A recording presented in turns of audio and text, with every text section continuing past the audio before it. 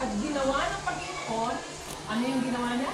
Pinadala dito ang kanyang bugtong na anak. Sino yung only son ng Panginoon? Jesus. Okay? So, ang Panginoong Jesus, bumaba dito sa lupa. Ano yung dahilan? Para bayaran ang kasalanan ng lahat ng tao. Hindi lang dito sa Pilipinas. Sa buong mundo. Kasalanan mo, bawat isa sa atin, kuya, at kasalanan natin. Kasi kahit isa sa ating children, wala ka kayong pag-asa na makarating sa heaven. Kasi tayo makasalanan eh. So, yung ginawa ng Panginoon, mahal tayo, mahal tayo ng Lord. At ayaw niya tayo ay pumunta sa hell. Kaya ginawa niya, Jesus Christ, namatay sa krus. Namatay sa krus. After 3 days, ano nangyari? Buhay. After nabuhay, saan nagpunta si Jesus? Heaven. Ano yung nanggawa ni Jesus? Naghahanda ng lugar para sa lahat ng mga tao na maniniwala, mananampalataya sa kanyang ginawa sa krus. Kaliwan na ba yung children? Ulitin natin. Sino ang magbabayad ng ating kasalanan? Nagbayad. Si Jesus. Ano niya binayaran? Namatay sa krus. Nabuhay na ba naman? Na-install ko sa'yo. Patuloy ba siya na namatay or nabuhay na naman? Nabuhay mo rin. After 3 days, ano nangyari kuya? Ha? Oo. So, ang pigan ang gano'n. Si Jesus, wala na doon sa krus. Diba ngayon nakikita nyo? Si Jesus nakahang sa krus. Nakikita niyo ba yun? Opo. Pero asan ba si Jesus ngayon? Heaven. Okay? Tandaan natin. Ayan. Ayan yung libingan. After 3 days, nabuhay na kami. Tapos makita siya sa langit.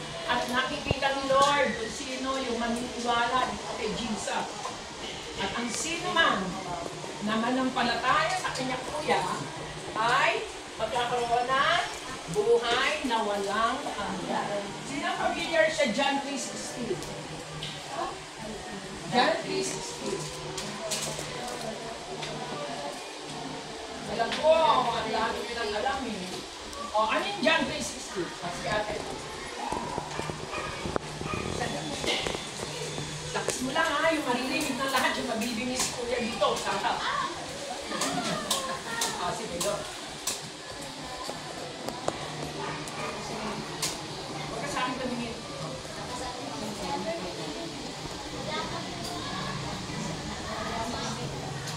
Wow! Ang galing naman ni ate. Ang hinamon, ate, sige hahamunin mo para ma-excite yun. John 3:16. O siya na? Ay siguro si Clark, alam ko. Siya ay nag-memorize at mag-decide. Lips. Ayan, sige. Okay, isa-isahin lang natin, children. Gusto niyo ano? Whosoever believes in Him. Ano ibig sabihin? Whosoever believes in Him. Ibig sabihin, sinabi ba, ay, pag ikaw si Kyle, or pag ikaw si Early, or pag si Nanette, or pag si Yoni, wala namang pangalan, di ba?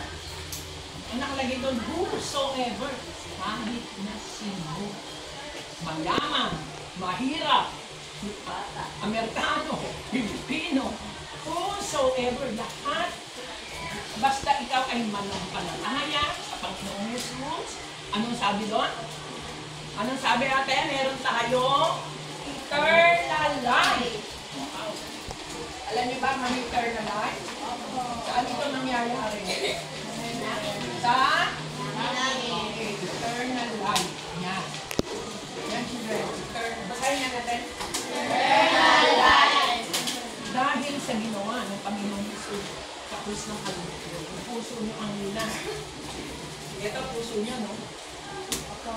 Ngayon, kung tayo ay mananampalataya dun sa ginawa ni Jesus, dun sa krus ng Kalbaryo, children, listen na, ito na tayo. Pinapaamanawak sa inyo na kanina yung puso natin ngayon, kasi ng huling, ano, kasi ang daming kasalanan. Pero, yung ginawa ni Jesus, namatay siya sa krus para pagbayaran ang ating mga kasalanan. At sabi doon, kung sino man, kuya, kung sino man ang mananampalataya sa ginawa ni Jesus, ito lahat kayo mga bata, ay magkakaroon ng buhay na walang hanggan. At yung puso natin, magiging ganito na kalinis. Sabi nga sa Bible, as white as snow. Sabi sa Bible, yung puso natin na dati ay napakaitim, ngayon